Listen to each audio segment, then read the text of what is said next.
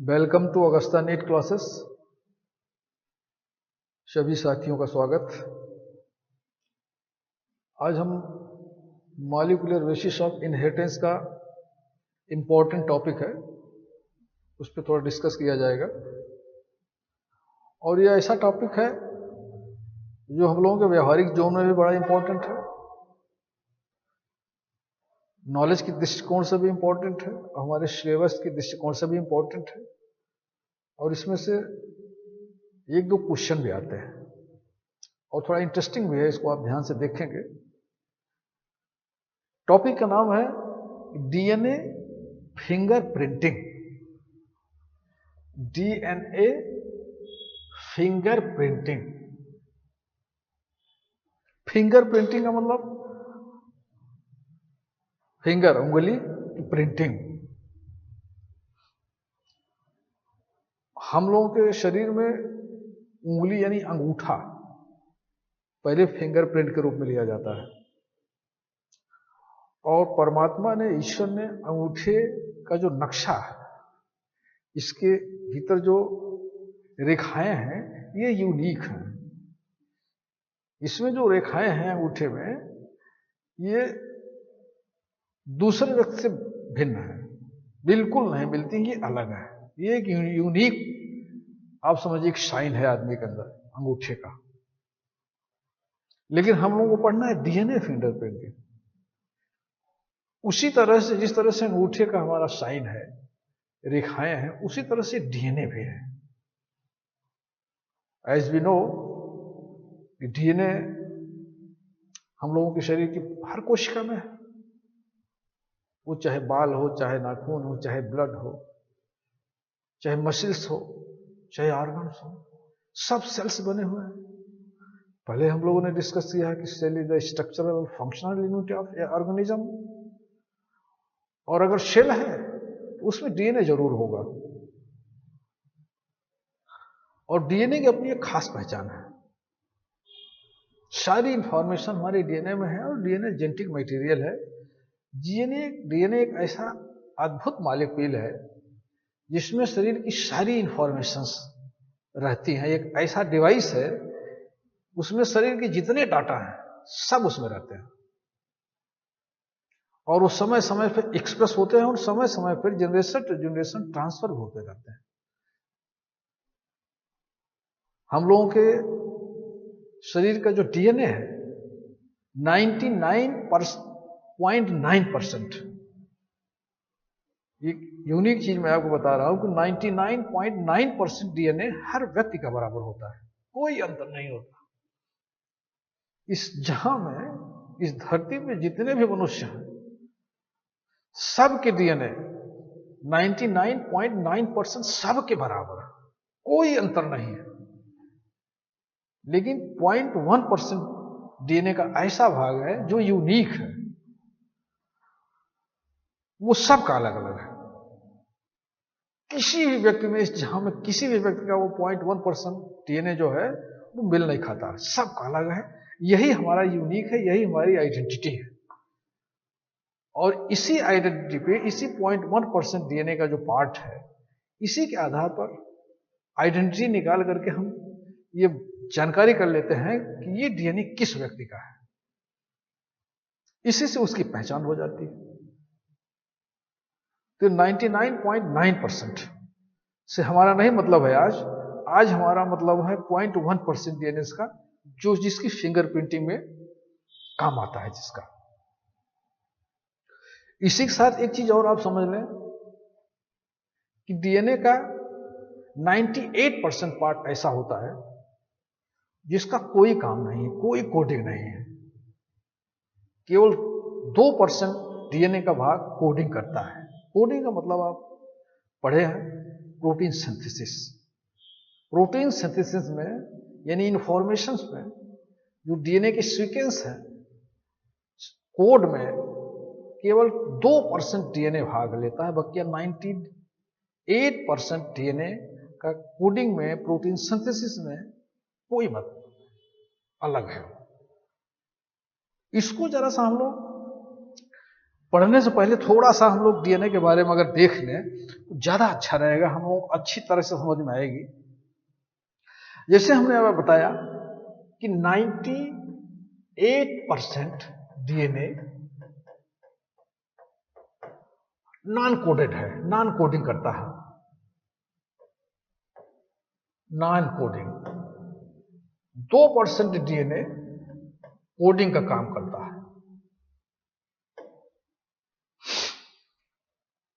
जो non coding है उसको हम लोग सैटेलाइट डीएनए बोलते हैं। आज सैटेलाइट डीएनए के बारे में मालूम हो गया होगा। डीएनए का एक पार्ट ऐसा है जिसको हम सैटेलाइट डीएनए बोलते हैं, जो नॉन कोडिंग पार्ट है, जिसका कोई कोडिंग नहीं करता, जिसकी प्रोटीन सिंथेसिस में कोई रोल नहीं है, वो उसको एक दूसरे नाम से भी जाना जाता है, उसको कहते हैं सैटेलाइट डीएनए। और डीएनए फिंगरप्रिंटिंग में इसी सैटेलाइट डीएनए का ही काम होता है, कोडिंग डीएनए का कोई काम नहीं होता। इसलिए हम लोग थोड़ा नॉन कोडिंग जो पार्ट होता है डीएनए का 98%, जिसको सैटेलाइट डीएनए कहते हैं, उसके स्ट्रक्चर के बारे में जरा सी जानकारी अगर हो जाएगी तो हम लोगों को ये डीएनए फिंगरप्रिंटिंग में आसानी होगी समझने में। देखिए ये हमारा एक डीएनए है, सपोज करें, ध्यान से इसको देखिएगा, डबल स्ट्रैंड डीएनए, ये नॉन कोडिंग पार्ट 98% वाला, इसको हमने कहा कहते हैं सैटेलाइट डीएनए। सैटेलाइट डीएनए, इस चीज को अगर हम लोग ध्यान से समझ लेंगे तो डीएनए फिंगरप्रिंटिंग में बड़ी आसानी हो जाएगी समझने में। और इसके बिना समझने, सैटेलाइट डीएनए के बारे में बिना समझे हम लोग डीएनए फिंगरप्रिंटिंग को ठीक से नहीं समझ पाएंगे। इसलिए इसमें थोड़ी सी चर्चा, प्रकाश डालना आवश्यक है। सैटेलाइट डीएनए ये है, सपोज करें, ये डीएनए का वो भाग जो कोडिंग नहीं करता है, और यही डीएनए फिंगरप्रिंटिंग में काम होना है। इसके बारे में जरा सा हम लोग स्टडी करेंगे। जो सैटेलाइट डीएनए है, इसके 4 रीजन होते हैं, ध्यान से समझिएगा इसको। 4 रीजन होते हैं या 4 पार्ट होते हैं, आप ये समझ लें। उस चारों पार्ट के बारे में जानकारी आवश्यक है। पहला है, एक रीजन है, इसको हम लोग कहते हैं RFLP।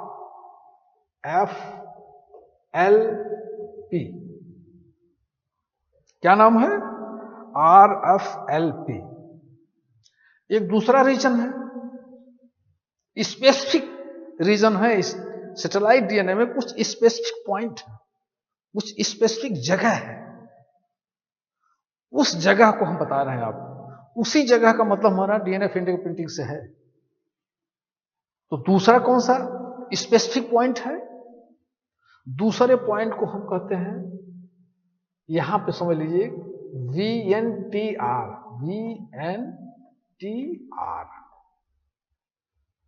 Winter, VNTR।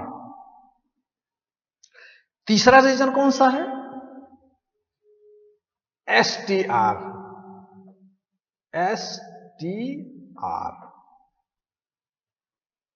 और चौथा रीजन यहां पे है, इसको क्या बोलेंगे? SNP।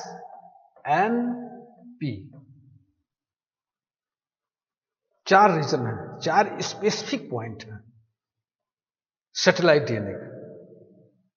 अब एक एक पॉइंट के बारे में थोड़ी थोड़ी जानकारी हो जाए तो अच्छा रहेगा। पहला है RFLP। RFLP का क्या मतलब है? R means restricted. F का क्या मतलब है? फ्रेगमेंट। और L का क्या मतलब है? लेंथ। P का मतलब है पॉलीमॉर्फिज्म। ध्यान से इसको हम समझ लेंगे तो डीएनए फिंगरप्रिंटिंग समझने में बहुत आसानी हो जाएगी। R का मतलब है रिस्ट्रिक्टेड, यहां लिख देते हैं रिस्ट्रिक्टेड। F का मतलब है फ्रेगमेंट, फ्रेगमेंट। एल का मतलब है लेंथ, पी का मतलब है polymorphism, restricted, fragment, length, polymorphism. एक ऐसा पार्ट है सैटेलाइट डीएनए का जो स्पेसिफिक है, और एक एंजाइम होता है उसको कहते हैं रिस्ट्रिक्टेड एंडोन्यूक्लियस। इस एंजाइम्स को ध्यान से समझिएगा, रिस्ट्रिक्टेड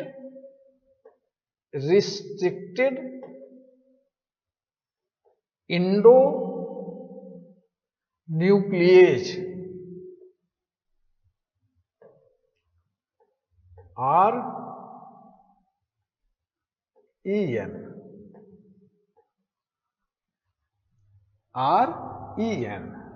रिस्ट्रिक्टेड एंडोन्यूक्लियस। ये एंजाइम बड़ा इंपॉर्टेंट रोल है इसका। ये बैक्टीरिया में पाया जाता है। इस एंजाइम का गजब का रोल है, और इस एंजाइम के बारे में केवल इतना ही समझिए कि ये एंजाइम कैंची की तरह काम करता है। जैसे आपकी कैंची काटती है, कैंची तो जहां काटेंगे वही काटेगी, लेकिन ये एंजाइम स्पेसिफिक पॉइंट पे काटता है, हर जगह नहीं काटेगा, स्पेसिफिक पॉइंट पे ही काटेगा। इसका बड़ा रोल है यहां केवल इस एंजाइम का। ये एंजाइम जब हम इस पोर्शन पर लगाएंगे तो क्या करेगा ये एंजाइम, इसको पार्ट में काट देगा। इसका पार्ट जो आएगा ये 3 या 4 पार्ट में हो जाता है। ये जो रीजन है RFLP का, इसके जब टुकड़े आएंगे तो 3-4 टुकड़े होंगे, 4 टुकड़े।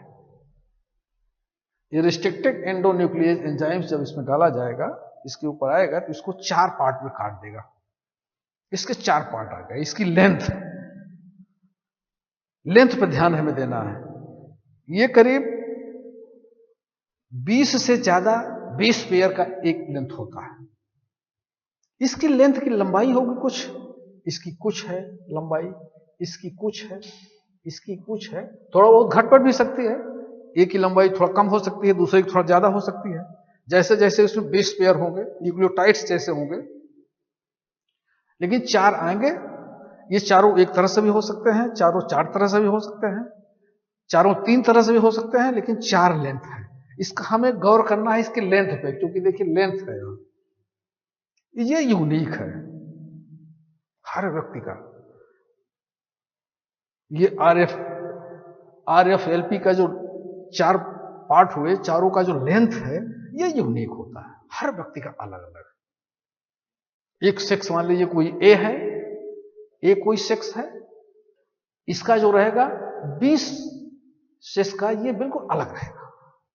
कोई ना कोई अंतर जरूर रहेगा, लंबाई में या संख्या में। यहां 4 है वहां 3 हो, 3 लंबाई, एक छोटा हो जाए, कुछ न कुछ अंतर जरूर रहेगा ड्यू टू म्यूटेशन। मेरा ख्याल है कि समझ गए होंगे। लेंथ हर व्यक्ति का ये अलग अलग है, RFLP का।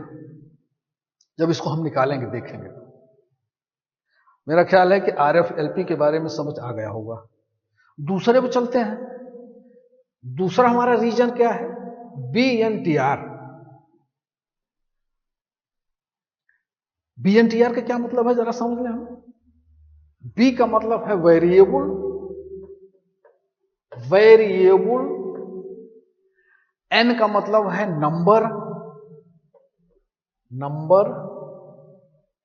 नंबर, संख्या, और T का मतलब है टेंडिम्स, TANDEMS, टेंडिम्स। और R का मतलब है रिपीट, REPEAT, रिपीट। ये देखो चारों को ये अर्थ है, वेरिएबल, नंबर, टेंडम, रिपीट। इसी एंजाइम के माध्यम से अगर हम इसके पार्ट करेंगे इसमें भी हम देखेंगे जो पार्ट आएगा, इसमें जो है रिपीट शब्द है। इसका जो बेस पेयर आएगा, मान लीजिए यहां 2 पार्ट आ गए या 3 पार्ट आ गए, इसका जो बेस पेयर है वो रिपीट होगा। नंबर में रिपीट होगा। हो सकता है 1 बार रिपीट हो सकता है 2 बार रिपीट हो सकता है 3 बार रिपीट हो। इसकी नंबरिंग रिपीट होंगे। और ये जो बेस पेयर है, ये बेस पेयर जो है वो 4 से ज्यादा रहेगा, 4 पेयर से ज्यादा रहेगा। ध्यान से समझिएगा इसको। बेस पेयर 4 पेयर्स या 5 हो सकता है, या 6 हो सकता है, या 7 हो सकता है, 8, 9, 10, 100 पेयर्स भी हो सकते हैं। ये रिपीट होंगे। 1 बार रिपीट हो सकता है, 2 बार भी हो सकता है, 3 बार भी हो सकता है, 5 बार भी हो सकता है, लेकिन रिपीट होगा। पेयर कितने रहेंगे? More than 4। More than 4 pair. Suppose मान लीजिए कोई GCAT, ये 4 है, अगली बार भी यही रिपीट होगा, फिर कोई और आएगा, ये रिपीट होगा, मतलब ये 2 से 3 से 4 बार रिपीट हो गया। इसीलिए इसका वेरिएबल नंबर टेंडम रिपीट्स है।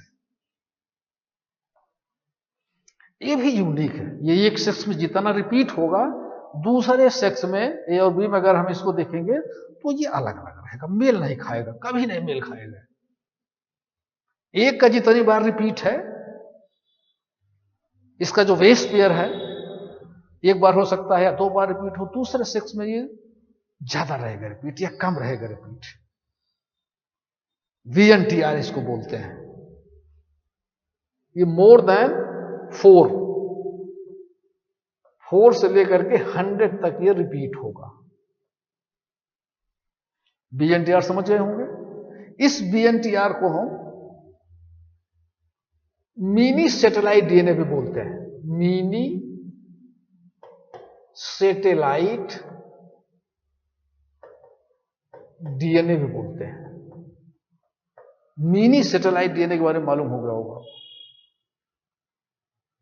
दूसरा देखते हैं, तीसरा रीजन STR। STR, एस का क्या मतलब है? शार्ट। ध्यान से समझिए इसको। शार्ट। टेंटी का मतलब टेंडिम्स। आर का मतलब है रिपीट।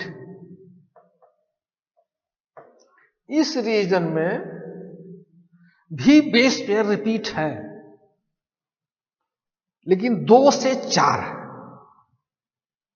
1 बार रिपीट होंगे, 2 बार रिपीट होंगे, 3 बार। लेकिन जो बेस पेयर है वो 2 से ज्यादा, 4 से ज्यादा रहेगा तो इसमें आ गया, 4 से अब यहां रहेगा, और 2 से 4 तक यहां रहेगा। मतलब ये जो रिपीट है, जो लेंथ है, लेंथ, इसमें लेंथ का कमाल है। इसमें भी लेंथ था, इसमें भी लेंथ है, इसमें भी लेंथ है, यानी इसकी लेंथ ज्यादा है, इसकी सबसे ज्यादा है, इसकी उससे कम है, इसकी उससे कम है। इसीलिए इसको मिनी कहा गया, शार्ट। इसकी जो लेंथ होगी, चूंकि इसमें जो बेस पेयर है, रिपीट जो हो रहे हैं, वो 2 से 4 है। 2 से 4 के पेयर में, 4 से अगर ज्यादा रहेगा तो हमारा VNTR में आ जाएगा। ये रिपीट होंगे, इसीलिए इसको कहा गया repeat, tandem repeat, short tandem repeat, STR। ये हर व्यक्ति में यूनिक है, अलग अलग है। अगर इसमें 2 बार है तो दूसरे में 2 बार हो ही नहीं सकता। हर व्यक्ति का अलग अलग है। STR के बारे में हो गया। अब आते हैं SNP। S का मतलब है सिंगल, N का मतलब है न्यूक्लियोटाइड, P का मतलब है पॉलीमॉर्फिज्म। पॉलीमॉर्फिज्म शब्द यहां भी आया था और यहां भी आया। पॉलीमॉर्फिज्म का मतलब है अलग अलग रूप है। हमारे अंदर कुछ है, उनके अंदर खुद है, दूसरे के अंदर कुछ, अलग अलग रूप। चीज वही है, रूप अलग अलग है। यहां पे क्या होता है, यहां पे जो होगा वो सिंगल न्यूक्लियोटाइड रिपीट होगा। एक न्यूक्लियोटाइड रिपीट होगा, मतलब ये निश्चित रूप से इसकी लेंथ सबसे कम होगी। सिंगल न्यूक्लियोटाइड रिपीट होगा, एक बार होगा कि दो बार होगा कि चार बार होगा, रिपीट होगा। ये भी यूनिक है, जितनी बार एक व्यक्ति में रहेगा दूसरी में ये कोई ना कोई अंतर जरूर रहेगा। ये मिल ही नहीं, एक हो ही नहीं सकता। एक बार फिर इसको समझ लें चारों के अंतर। जब तक इसको नहीं समझ पाए समझेंगे, आप फिंगरप्रिंट ठीक से नहीं समझ पाएंगे, कंफ्यूजन बना रहेगा। इसमें सारा का सारा ये चारों रीजन में केवल लेंथ का कमाल है, लेंथ पे ध्यान देना है हमको। RFLP का फुल फॉर्म मैंने बता दिया। इसकी जो लेंथ होगी वो ज्यादा है और ये यूनिक हर व्यक्ति में। दूसरे व्यक्ति में संख्या या लेंथ को अगर हम मिलाएंगे तो निश्चित रूप से अलग रहेगा। इसके बारे में दूसरा है VNTR। इसमें जो न्यूक्लियोटाइड्स है 4 से 10 या 10 से ज्यादा भी हो सकता है। 4 से चलेगा आगे, इतने बेस पेयर रिपीट होंगे। एक बार आएगा तो फिर दोबारा भी आ जाएगा, हो सकता है कि तिबारा भी आ जाए, हो सकता है कि 4 बार आ जाए, हो सकता है कि हजारों बार, कई भी आ सकता है, लेकिन 4 से रहेगा, मोर देन 4 पेयर। क्योंकि मोर देन 4 पेयर अगर है तो हमारा STR में आ जाएगा। ये 4 तक है, 2 से 4 तक। एक वाला अगर रिपीट रहेगा बेस पेयर तो हमारे सिंगल वाले में आ जाएगा। यानी अगर हम इसको देखें एक स्टेप में कहना चाहें तो सबसे कम लेंथ हमारा SNP रीजन का है, उससे बड़ा STR है, उससे बड़ा VNTR है और उससे बड़ा RFLP है। ये 4 रीजन होते हैं हमारे सैटेलाइट डीएनए में। एक चीज और समझ लें आप, इसको तो हमने मिनी सैटेलाइट बोला और STR को हम बोलेंगे माइक्रो सैटेलाइट डीएनए। अब आपको समझ आएगा मिनी सैटेलाइट डीएनए क्या है, माइक्रो सैटेलाइट डीएनए क्या है। RFLP, VNTR यानी मिनी सैटेलाइट, STR यानी माइक्रो सैटेलाइट और SNP, ये 4 रीजन है सैटेलाइट डीएनए में। इन्हीं चारों को हम निकाल करके फिंगरप्रिंटिंग करते हैं। क्योंकि ये यूनिक है, जो एक व्यक्ति में है ये चारों चीज दूसरे व्यक्ति में नहीं हो सकता है, बिल्कुल नहीं हो सकता। इस दुनिया में चाहे जिसको मिला लीजिए, हर व्यक्ति का अलग अलग है। इसलिए VNTR एक मतलब समझिए एक आइडेंटिटी है। VNTR को एक आइडेंटिटी कहते हैं। जैसे पैन कार्ड एक आइडेंटिटी है, पैन कार्ड एक व्यक्ति आइडेंटिटी है, आधार कार्ड आइडेंटिटी है, फिंगरप्रिंट एक आइडेंटिटी है, हर व्यक्ति का अलग अलग है। आधार भी हर व्यक्ति का अलग अलग है, पैन भी हर व्यक्ति का अलग अलग है, यूनिक है। एक पैन नंबर दो का नहीं हो सकता। ये ज्यादा सटीक है, इन दोनों सबकी तुलना में ये ज्यादा सटीक है। उसी तरह से VNTR एक अगर निकाल के प्रिंट करके दे दिया गया तो हमारा आइडेंटिटी है। ये दूसरा किसी को हो ही नहीं सकता। हम VNTR का एक लगा करके फोटोग्राफ अपने पास अगर लिए रहेंगे तो हमारी आइडेंटिटी है, दूसरे का नहीं हो सकता है। ये हमारे सैटेलाइट डीएनए के 4 रीजन है और चारों का एक काम है। लेंथ इसमें इंपॉर्टेंट है, ये मेरे ख्याल से आप समझ गए होंगे। अब हम आगे चलते हैं। अब हम लोगों को डीएनए फिंगरप्रिंटिंग पढ़ने में आसानी हो जाएगी। देखिए अब आ जाते हैं फिंगरप्रिंटिंग, इसकी definition, identity the similarity and differences of the DNA fragments of 2 individuals. Differences and similarity, 2 व्यक्तियों के बारे में उसकी डीएनए फिंगरप्रिंटिंग एक टेक्निक है जो 2 व्यक्तियों के बारे में उसमें समानता और असमानता के बारे में जानकारी होती है। इसका बेसिस क्या है, हर चीज हम वहां बता दी हुए हैं। बेस क्या है, इसको जल्दी जल्दी हम लोग शुरू देख लेते हैं। देखिए हमने कहा some non coding repeated sequences, micro satellite के बारे में बता दिए, मिनी सैटेलाइट के बारे में बता दिए, ये सब चीजें वही हैं, VNTR, ये सारी चीजें हम उसमें डिस्कस कर चुके हैं। अब जो हमारे बेसिस ऑफ DNA फिंगरप्रिंटिंग है उसके आधार जो हमने बता दिया वो प्रिंसिपल वही है, टेक्निक वही है, वही चीजें इसमें थ्योरी में लिखी गई हैं। Principles of DNA fingerprinting, principle अगर आप देखेंगे तो उसमें जंक DNA, इसकी भी चर्चा कर दी है हमने कि 98%, 99% सबके बराबर होते हैं, और जंक DNA का मतलब वही है कि नॉन कोडिंग, 98% नॉन कोडिंग है, 2% कोडिंग है। DNA फिंगरप्रिंटिंग में हमें नॉन कोडिंग का ही DNA का इंपॉर्टेंट रोल है, उसको सैटेलाइट DNA भी बोलते हैं। ये सारी चीजें मैं उसमें बता चुका हूं, बहुत कोई खास नहीं है इसमें। अब हम आते हैं मेथड पे। DNA फिंगरप्रिंटिंग के 2 मेथड हैं, कभी कभी पूछ लेता है। 2 मेथड हैं। एक मेथड है हमारा restricted fragment length polymorphism, RFLP, चर्चा उसमें हमने कर दिया है। इसकी लेंथ को कंसीडर करके देखेंगे, RFLP को निकाल करके देखेंगे कि लेंथ, ये टेक्निक बताई गई है। और दूसरी टेक्निक हमारी है पॉलीमरेज चेन रिस्ट्रिक्शन, PCR, यानी STR को देखेंगे। STR के बारे में हम चर्चा कर चुके हैं। 2 टेक्निक है, RFLP और STR, BNTR। अब हम आगे चलते हैं, देखते हैं कि इसका स्टेप्स क्या है, कैसे फिंगरप्रिंटिंग का काम किया जाता है, इसके स्टेप्स क्या है। स्टेप्स वेरी इंपॉर्टेंट, इसको ध्यान से समझिएगा। अगर उसको आप पहले वाली चीज को समझ गए होंगे, सैटेलाइट DNA के 4 रीजन के बारे में, बहुत आसानी से इसको हम आपको समझेंगे। पहला स्टेप्स क्या होता है फिंगरप्रिंटिंग का, ध्यान से इसको भी समझिएगा। पहला है आइसोलेशन ऑफ DNA। DNA को हम आइसोलेट करेंगे, निकालेंगे। सपोज कीजिए कोई घटना घटी, कहीं कोई मर्डर हुआ, कहीं कोई रेप हुआ, कहीं कोई दुर्घटना घटी, वहां जो क्रिमिनल है, दुर्घटना करने वाला है, दुर्घटना किया, उससे कुछ पार्ट वहां गिर जाएंगे। हो सकता है बाल गिर जाए, हो सकता है कि ब्लड के 1-2 बूंद गिर जाए, हो सकता है कि मस्तिष्क गिर जाए, हो सकता है कि नाखून के पार्ट से गिर जाए। कोई न कोई पार्ट्स अगर हमको इस पार्ट से मिल गया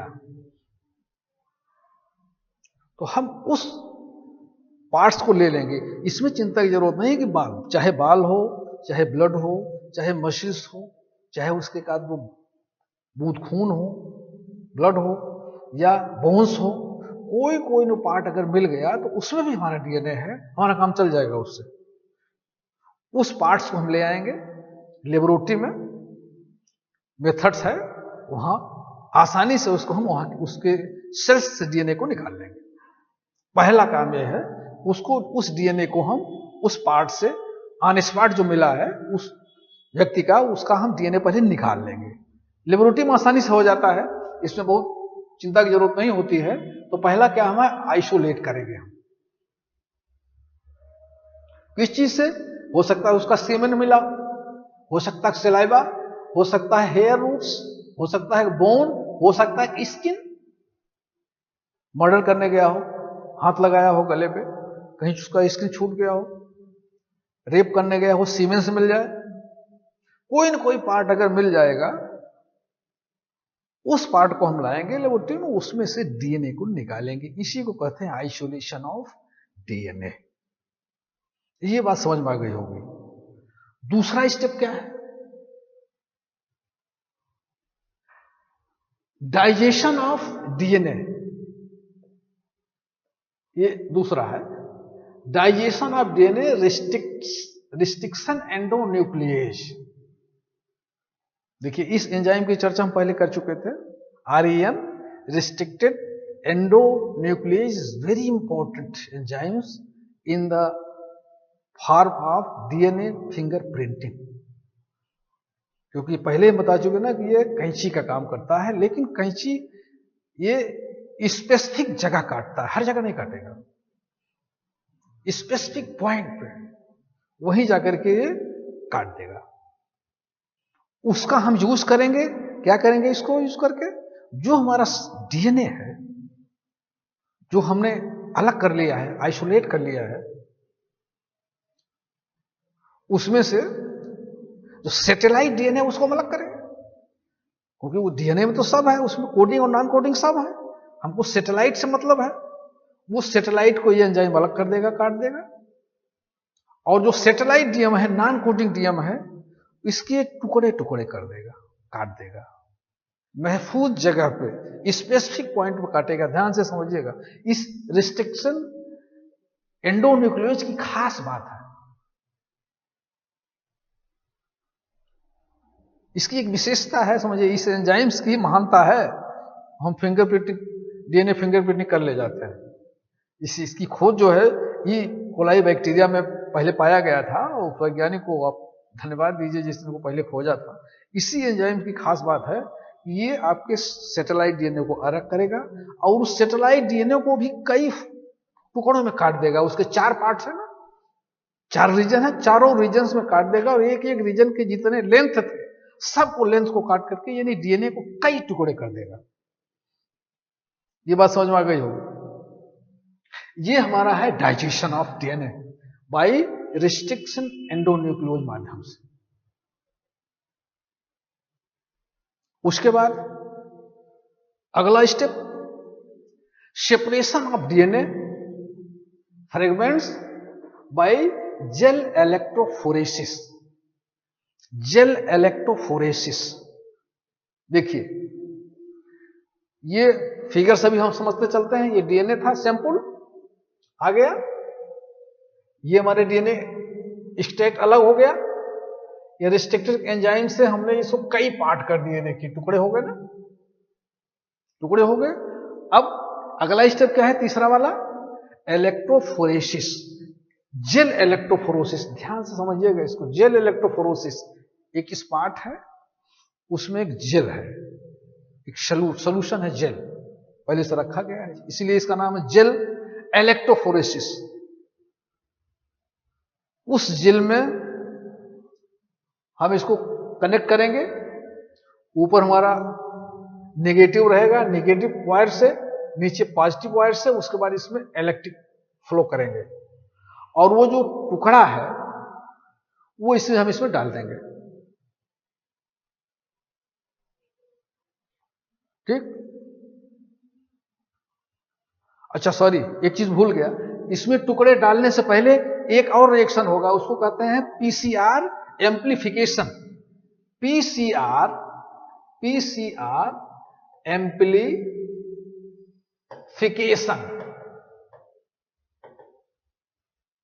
यानी पॉलीमरेज चेन रिएक्शन एम्प्लीफिकेशन। एक विधि और करेंगे इलेक्ट्रोफोरोसिस से पहले, यानी जैसे हमारे टुकड़े बन गए एंडोन्यूक्लियोज के आधार पे, तो कुछ टुकड़े हैं, इसको हम कई कॉपी करेंगे। 1 2 4 कॉपी सबकी मिली है, इसकी कई कॉपी करेंगे। वो ये मेथड है पीसीआर एम्प्लीफिकेशन, एक मेथड है। इस मेथड से जब हम उसको करेंगे तो ये जो 1 2 कॉपी है, इसकी कई कॉपियां, हजारों कॉपियां, लाखों कॉपियां बन जाएंगी। अब ये जो बनी हुई कॉपी है पीसीआर एम्प्लीफिकेशन के बाद इलेक्ट्रोफोरेसिस होगी।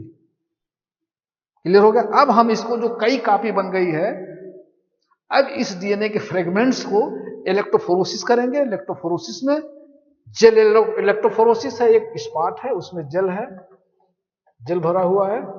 इसको हम इधर हमारा नेगेटिव हो गया, इधर पॉजिटिव हो गया, वायर से जोड़ेंगे, इसमें इलेक्ट्रिक करेंगे, और ये सारे के सारे टुकड़े इसमें डीएनए के फ्रेगमेंट्स इसमें डाल देंगे। तो अब क्या होगा, इसमें सारे फ्रेगमेंट्स इसमें हैं, इसमें इलेक्ट्रिक फील्ड पैदा होगी, मैग्नेटिक फील्ड हो जाएगी। हम उससे क्या होगा, जो हमारा डीएनए का टुकड़ा है नेगेटिव है, नेगेटिव चार्ज है, तो ये ऊपर नीचे फ्लो करेगा, नेगेटिव की तरह ऊपर जाएगा, इस तरह से फ्लो करेगा।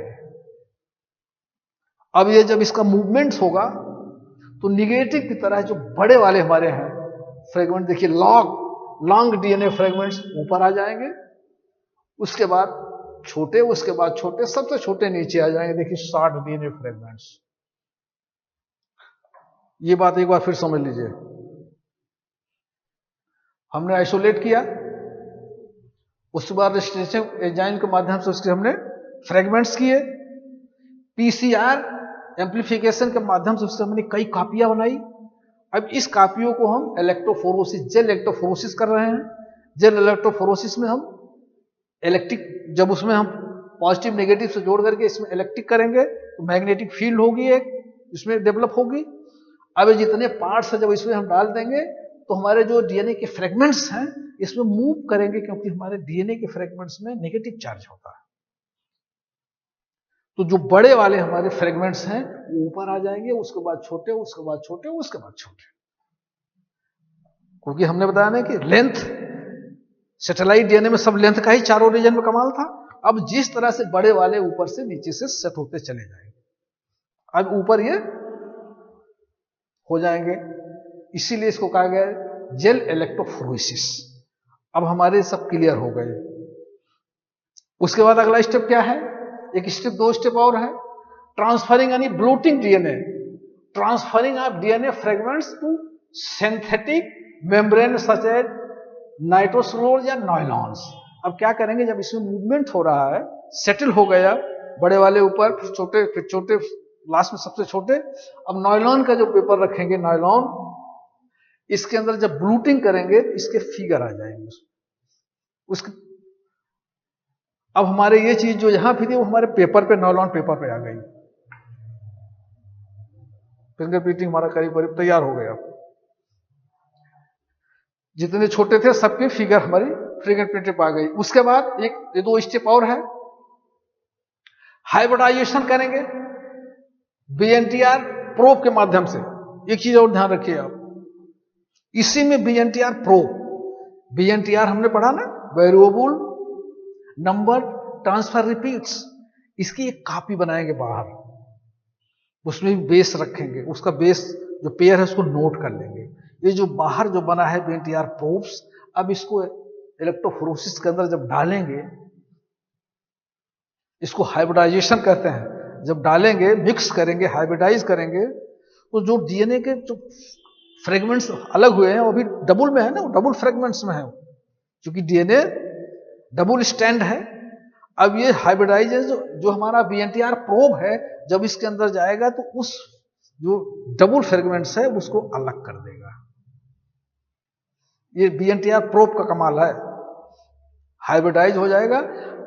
ये जितने ऊपर नीचे हमारे थे, बड़े वाले छोटे वाले, अब उसके जो डबल स्टैंड थे वो सब अलग हो जाएंगे, थोड़ी थोड़ी दूर पे अब डबल इस तरह से हो जाएगा। ये दोनों स्टैंड अलग हो जाएंगे, इसको कहते हैं हाइब्रिडाइजेशन। लास्ट स्टेप क्या है? Detection of hybridised DNA by auto radiography. अब ऑटो रेडियोग्राफी के माध्यम से, इस माध्यम से देखिए, इसमें ट्रांसफर मेम्ब्रेन हो गया, ब्लॉटिंग कर लिए हमने, फिगर इस पे आ गई। अब इसको हम, ये हमारा प्रोब वाला मामला हो गया, और इसमें हम ऑटो रेडियोग्राफी जब करेंगे तो ये फिगर बन के आ जाएगी डीएनए फ्रेगमेंट्स। ये हमारा डीएनए फिंगरप्रिंटिंग ये रेडी हो गई। ये मेथड है, ये स्टेप्स। अब ये जो फिगर बन के आएगी ये यूनिक है, इस तरह का जो हमने लाया था। अब इसको हम मिलाएंगे, जितने क्रिमिनल पकड़े गए हैं उससे ये जिसका जितना मिल जाएगा, जो ऑन स्पॉट हमने पाया था वही क्रिमिनल होगा, उसको पकड़ लेंगे। अब असली जो कातिल है, असली जो बदमाश है, वहां पर जो रेप किया था या जो मर्डर किया था, उसका जब हम डीएनए निकाल कर मिलाएंगे, अगर ये इसी से मिल जाएगा, इसका मतलब ऑन स्पॉट ये उसी का गिरा था, यही क्रिमिनल है। ये इसका यूज है। एक बार फिर इसको स्टेप को देख लें। उसके बाद पहला आइसोलेशन, डीएनए सैंपल, ये आ गया हमारा। उसके बाद दूसरा है रेस्ट्रिक्टेड एंजाइम्स के माध्यम से इसके हम पार्ट्स कर देंगे, फ्रेगमेंट्स अलग अलग हो जाएंगे, चारों रीजन का सैटेलाइट डीएनए का। उसके बाद ये जो कॉपी आ गई फ्रेगमेंट्स के, इसकी हम कई कॉपियां करेंगे। किसके माध्यम से? पीसीआर एम्प्लीफिकेशन के माध्यम से इसमें जब डालेंगे तो इसकी कई कॉपी हो जाएंगी। अब अगर कई कॉपी हो गई तो इसका जेल इलेक्ट्रोफोरेसिस करेंगे। यानी एक इस बर्तन है, उसमें जेल रखा है, उसमें हम इलेक्ट्रिक फ्लो करेंगे। इलेक्ट्रिक जब फ्लो करेंगे तो उसमें मैग्नेटिक फील्ड बनेगी। अब इस पार्ट्स को, फ्रेगमेंट्स को इसमें जब डाल देंगे तो डीएनए नेगेटिव चार्ज है, ये नेगेटिव की तरफ फ्लो होगा, मूवमेंट होगा। अब ये जो बड़े वाले फ्रेगमेंट्स से ऊपर हो जाएंगे, उसके बाद छोटे, उसके बाद छोटे, उसके बाद छोटे होते चले जाएंगे। फिर उसके बाद हम बीएनटीआर प्रोब इसमें डालेंगे बना के। बीएनटीआर प्रोब जब डालेंगे तब क्या होगा? ये जो डबल स्ट्रैंड फ्रेगमेंट्स थे अलग हो जाएंगे, थोड़ी थोड़ी दूर पे अलग कर देगा वो। फिर उसके बाद हम लास्ट में क्या करेंगे? ब्लूटिंग करेंगे। ब्लूटिंग के बाद हम एक्सरे रेडियोग्राफी करेंगे, और ये हमारा एक्सरे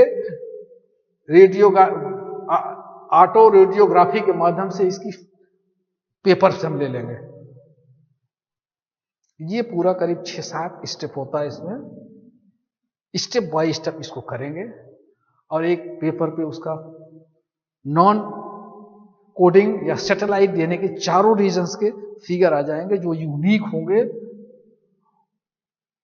और इसी पे उसका जो ऑन स्पॉट हमने लिया था सैंपल, वो इसका हो गया। फिर इसके बाद हम क्रिमिनल का देखेंगे, मिलाएंगे, अगर वो मिल गया तो वही क्रिमिनल ऑप्शन है। ये करीब करीब डीएनए फिंगरप्रिंटिंग के है। उसके बाद लास्ट एक पॉइंट है, एप्लीकेशन इसके कहां कहां है। बहुत एप्लीकेशन है इसके। पहला एप्लीकेशन क्या है? फोरेंसिक साइंस में। फोरेंसिक साइंस में जांच होगी, जितने क्रिमिनल्स हैं, जो रेप किए हैं, जो मर्डर किया है, जो बदमाशी किया, उसको ट्रेस करने के लिए 4 आदमी पकड़ के बुला के लगे खड़े कर दिए, कौन है इसमें सही वाला, कौन है सही वाला, कौन है। जब ऑन स्पॉट हम आइसोलेट कर लिए, पा गए हैं कोई पार्ट्स, उसका जब हम डीएनए फिंगरप्रिंट मिला लिए तो इसको निकालेंगे, किसका डीएनए फिंगरप्रिंट मिलेगा, इसका ब्लूप्रिंट तैयार करेंगे। जो मिल जाएगा तो मालूम हो जाएगा कौन सा असली कातिल है। इसलिए फोरेंसिक साइंस में। दूसरा यूज इसका है पैटर्निटी एंड मैटरनिटी डिटर्मिनेशन। कभी कभी विवाद हो जाता है, स्पेशली नर्सिंग होम में, अस्पतालों में। जब एक बच्चा पैदा हुआ, न्यूली चाइल्ड, उसको लेकर के विवाद हो जाता है कि हमारा बच्चा है, हमारा बच्चा है, झगड़े हो जाते हैं। या कभी कभी चैलेंज होता था कि वो हमारा बच्चा नहीं है। ऐसी स्थिति में भी डीएनए फिंगरप्रिंट किया जाता है, तो बच्चे का नियर अबाउट मिलता जुलता है। ये भी डिस्प्यूट से हल होता है। तीसरा पर्सनल आइडेंटिफिकेशन भी है। पर्सनल, हम लोग भी अपना वीएनटीआर लेके चल सकते हैं कि हमारा वीएनटीआर है जो यूनिक है, किसी का नहीं है। ये पर्सनल आइडेंटिफिकेशन भी है। चौथा है डायग्नोसिस ऑफ इनहेरिटेड डिजीज। उसी बीएनटीआर, आरएफएलपी, एसटीआर, एसएनपी के माध्यम से हम ये भी कैच करते हैं, ट्रैक करते हैं कि कोई जेनेटिक बीमारी कैसे है।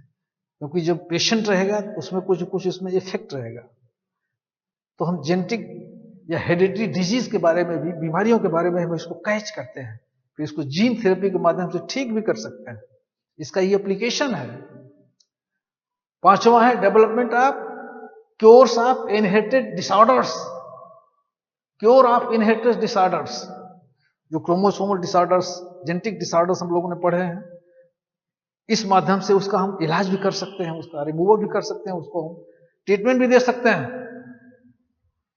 डिटेक्शन ऑफ एड के बारे में भी हम इसको अलग कर सकते हैं, जानकारी करते हैं किसको एड्स है किसको नहीं है, इसी माध्यम से डिटेक्ट हो जाता है। उसके बाद लास्ट है ब्रीडिंग प्रोग्राम।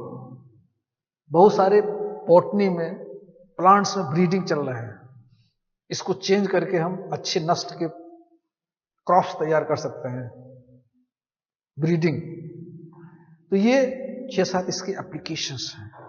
ये हुआ हमारा डीएनए फिंगरप्रिंटिंग।